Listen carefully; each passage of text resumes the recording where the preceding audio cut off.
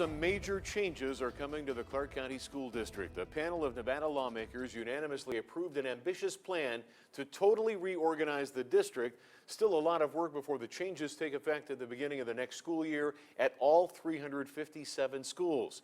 Politifact Nevada producer Riley Snyder was at the meeting and joins us now to explain what this all means for parents. Riley, welcome back. Good to have you here.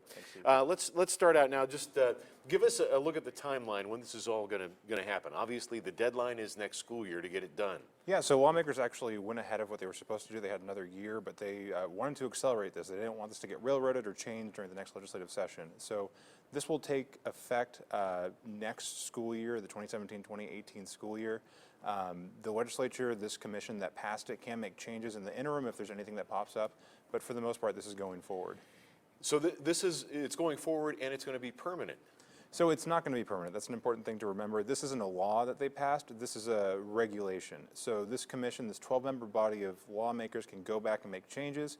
If the legislature wants to in February, and when they're called back into session, make additional changes to the legislation that was passed in 2015, they can go back and do that. So does this have the effect of law? It's hard to say, but this is going forward. It's not a state law, but there are changes that can be made. This was unanimously approved, though. So at this point, you'd think that that lawmakers on both sides of the aisle pretty comfortable with where this is going. Yeah, and it's interesting, if you looked at when this was passed in 2015, it came out of like the last hour of the last day of the legislative session. It was very partisan, very pro-Republican, a lot of Democrat opposition.